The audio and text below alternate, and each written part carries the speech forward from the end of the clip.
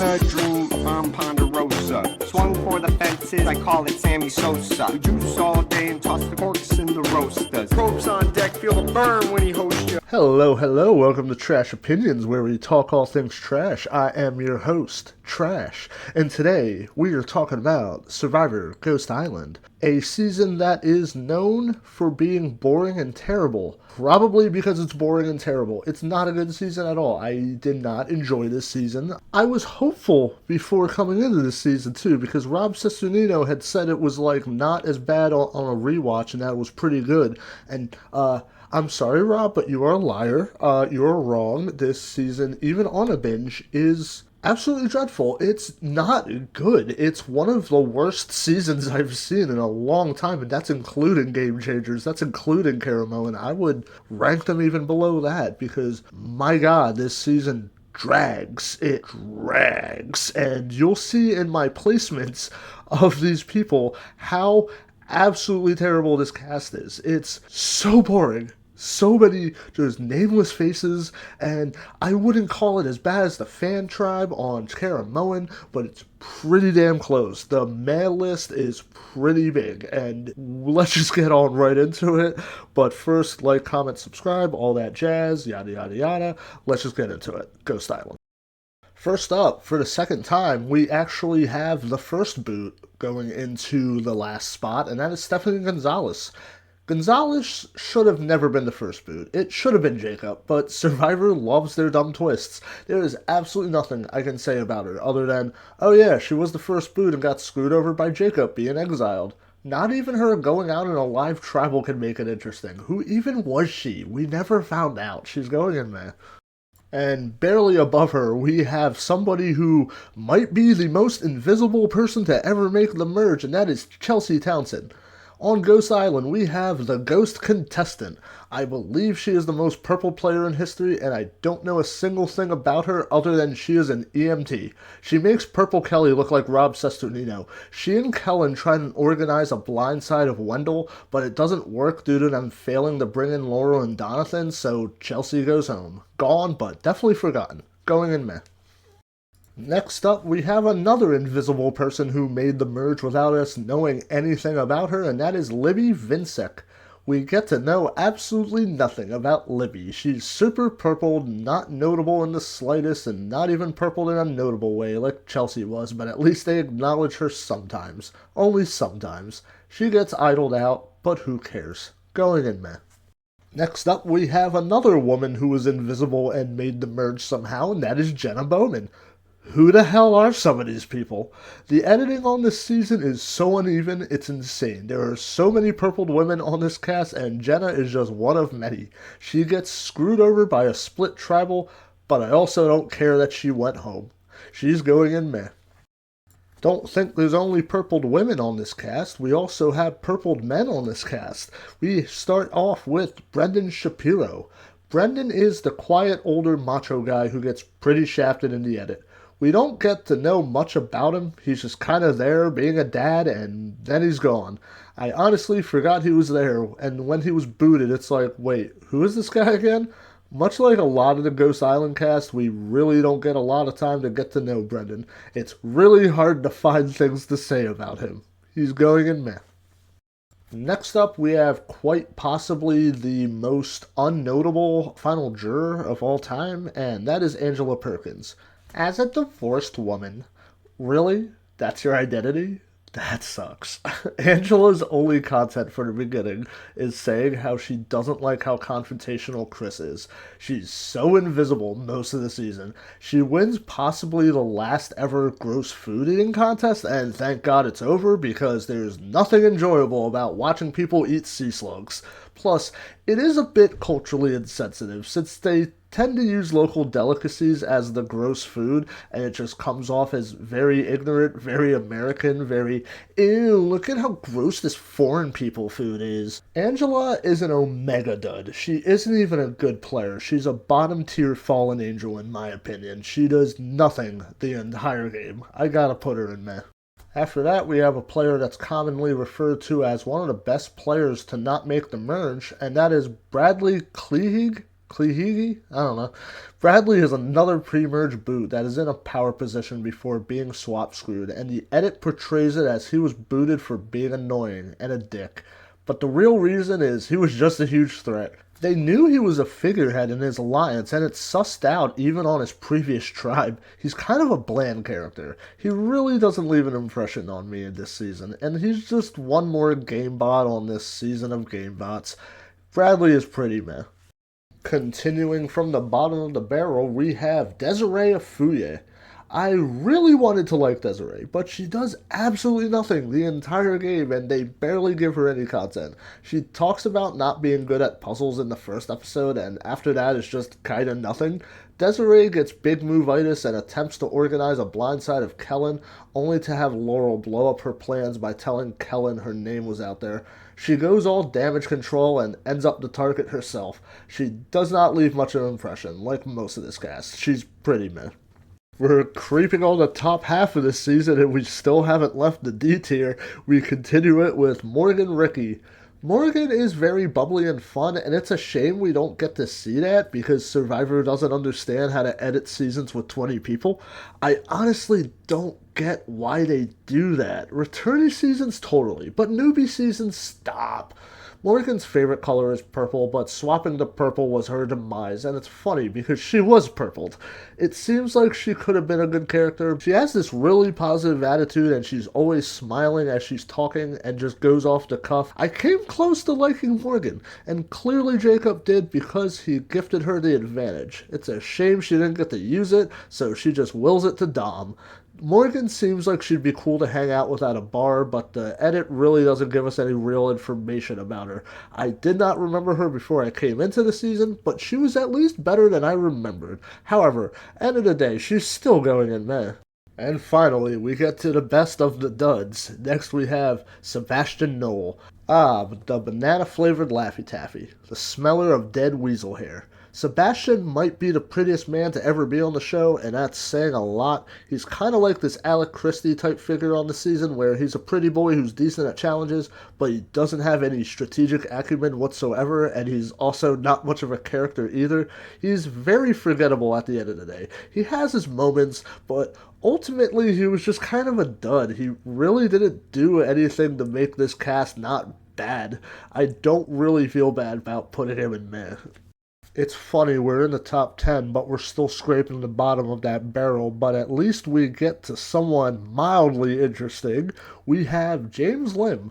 James Lim starts off as a very promising player who leads the Morgan blindside. He's in the majority on his original tribe, and on his first swap tribe it seems like James might have a decent run on him, but he gets swap screwed in another freaking swap and he goes home. It's kind of baffling that he doesn't have the social awareness to realize he's the next boot, and it's one of those blindsides that I wouldn't call a blindside because it's not a blindside if you're just too aloof to understand that you're going home.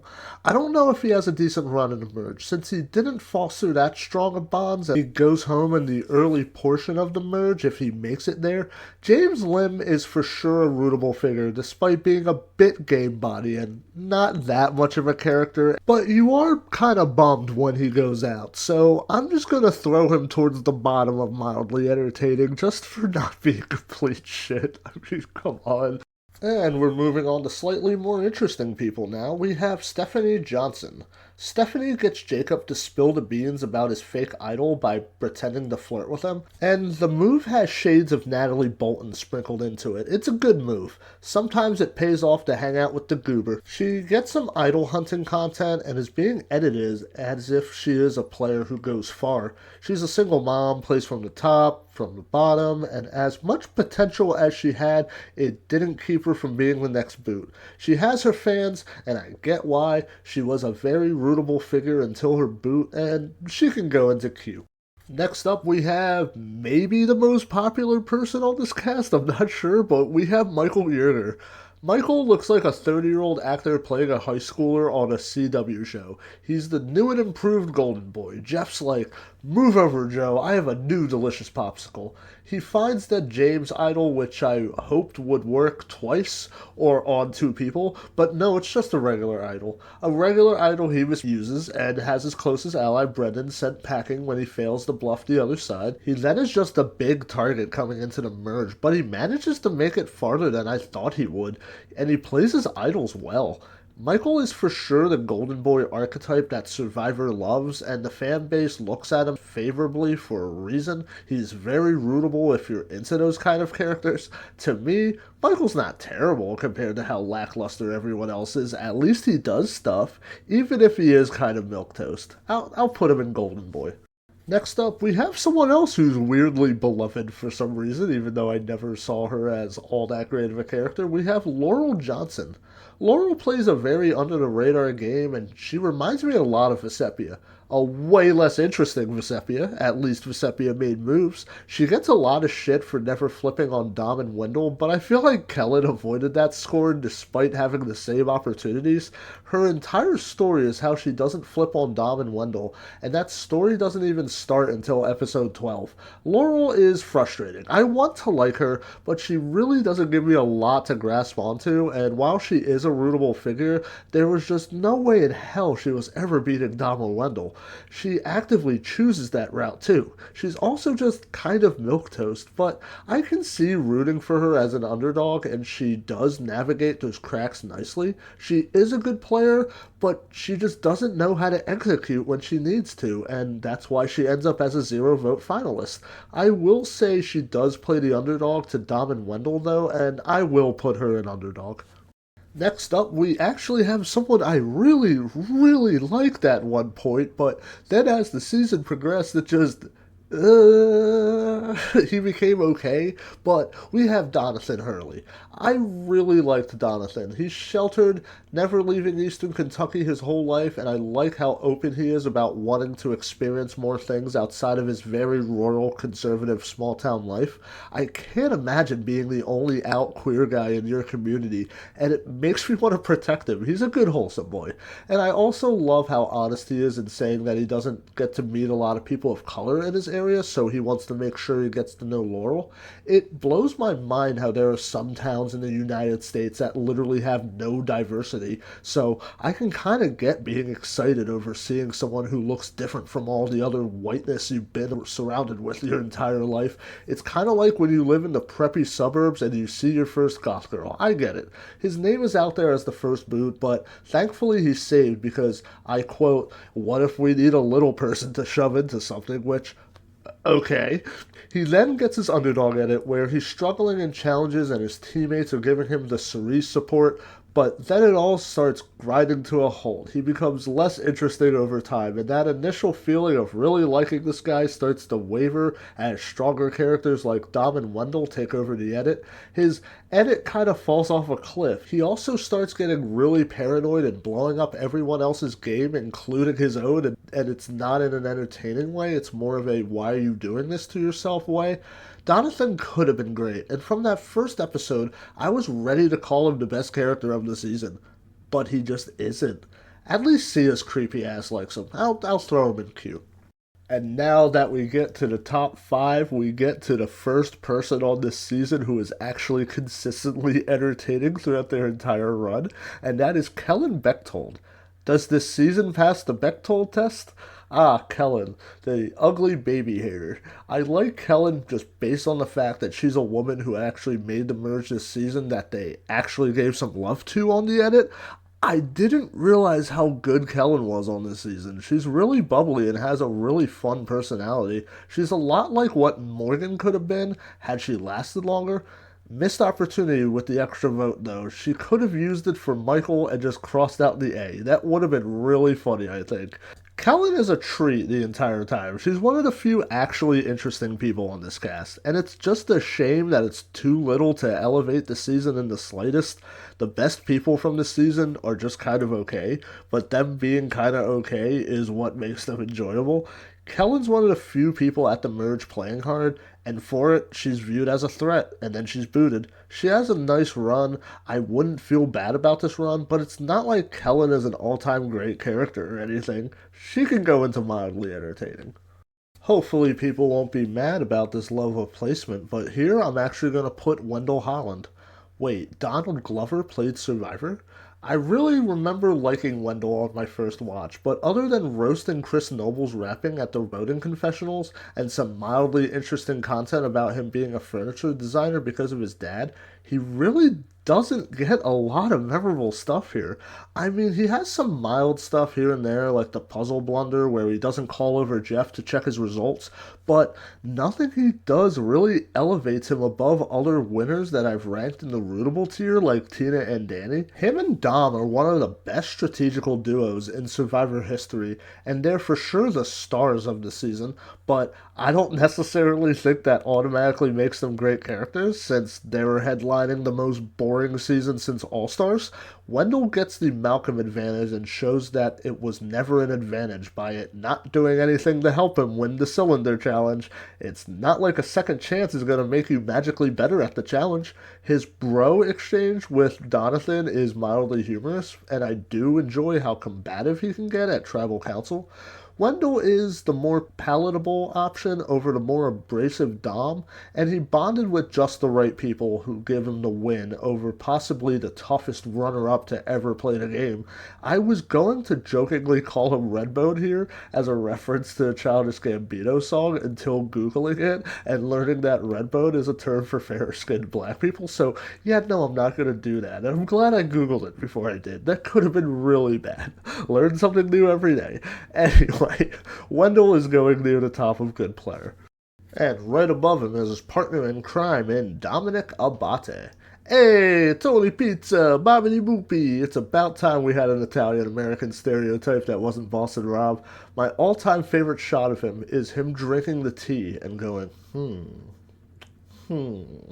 Sadly, that is his character highlight because Dom doesn't really make this terrible cast that much better, despite him being one of the top characters from this season.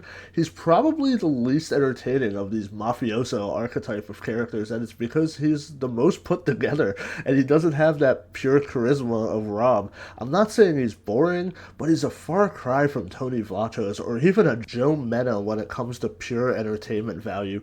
Purely from a gameplay standpoint, he's probably one of the best never to win the game, and he came close to winning than any runner-up in Survivor history. He tied the votes, just nobody knew what happens during a tie, and he couldn't have possibly foreseen it being up to Laurel, who was obviously going to vote for Wendell. He plays the really hard the entire time, and it's fun to watch. Just, to me, he doesn't have the standout character moments to really elevate him into that great tier, though he does come close. That being said, the dude 100% is a shoo-in for a returnee season, and I wouldn't be surprised to see him on Survivor 50. I struggle to call him robbed, even though he did have the win in his hands, only for it to be taken away by a tie. I can't help but feel bad for him for that, because in my opinion, he did play a better game than Wendell, and I probably would have voted for him if I was on that jury. His strategical talks can be a lot of fun. I like how he throws in poker references. He also has a really good final tribal council performance, and I actually think he does provide a more convincing argument than Wendell that he outplayed, outsmarted, and outlasted better than anyone else. But alas, he falls short and it sucks. I'll put him slightly above Wendell at the top of good player. And now we get to the top two, and if you've been paying attention and you know the two players that are left, you're probably going like, really, this is your top two, and you're at the same level I'm at, because I can't believe these two are the top two. But at number two, we have Chris Noble. Chris is just way too suave for this season.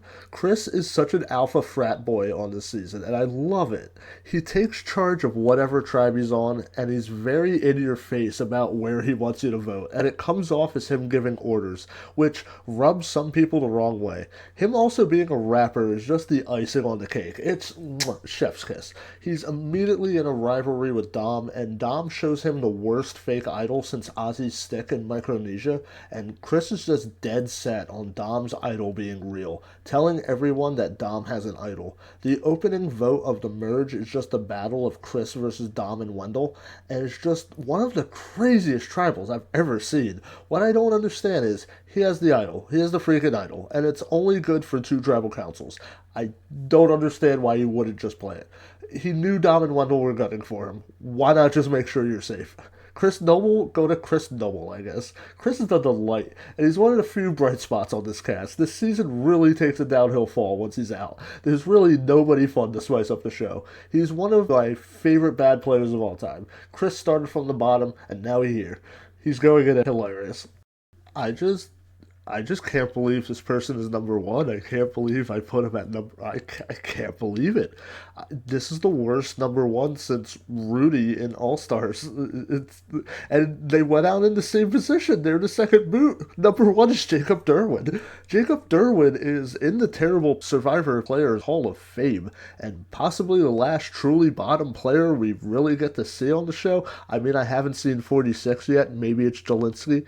He is the most socially awkward man I've ever seen on the show. He's like if a Jonah Hill character came to life. He's so focused on not trying to be the sussy baka who goes idol hunting while openly being a sussy baka who goes idol hunting. He pours rice into his dirty sock just because he thinks there might be an idol in the bottle of rice. This is Survivor's own fault for hiding idols and clues in food, mind you. Everything is in line for him to be the most obvious first boot in a long time, but then he gets saved by being sent to Ghost Island for the tribal council, and Gonzalez goes out as one of the most screwed over first boots ever. He finds the legacy advantage and wills it to Morgan for some reason, voicing his pipe dream about both of them making the merge. He's constantly clueless about where he's at in the game. He keeps saying, "I don't know where my standing is with the tribe." Easy question to answer there, Jacob. It's the bottom. He makes a fake idol and tells everyone he has the real idol, only for him to spill the beans to Stephanie, who then tells the rest of the tribe it's fake. So his only ammo he had, he just wastes for some reason. Jacob does the wrong move at every chance he gets, and it's amazing to see a player this late being as terrible as he is. Jacob Derwin fascinates me, and he's a guy who should have stayed on the couch if he knew anything, and I'm surprised the people in his life didn't convince him not to embarrass himself on national television, but I'm glad they didn't, because Jacob is such a wonderfully awful player. He's so bad he's good. He's such a lovable moron. I'm putting him in hilarious. And that was Ghost Island. Final thoughts. Fuck this season. I never want to watch this piece of shit again. Anyone who defends this season is a fucking moron. What is wrong with you? None of these characters are any good.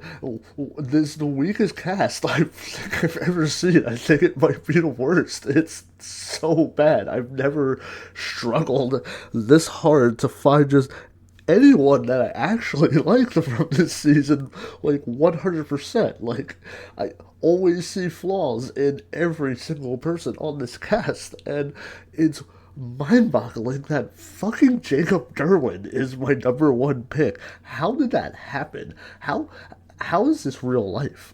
Like, oh my god. Ugh. Anyway, at least next time we have a great season, possibly the best season in the modern era. I think it's like the last truly top tier season we ever got of the show, and that is David versus Goliath.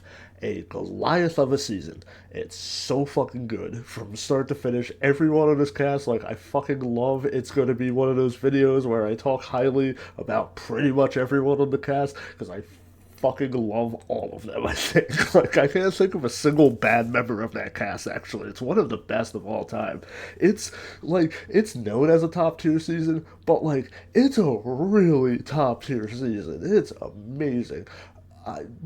I mean, granted, there actually, I just realized there is someone on the cast that I don't like, oh yeah, there's someone on the cast that I really don't like, actually. But would people support me putting him at the bottom just because he's such oh my god. Oh. I don't want to spoil it because I want there to be suspense for it. I don't want to straight up be like, no, people like may give this character leeway, but I don't. And we will get there. We will get there. It should be fun. If you've made it this far, thank you so much for watching. You are a legend. You are the best. You are why I make these videos. And I'm really tired. I'm gonna go take a nap. Goodbye.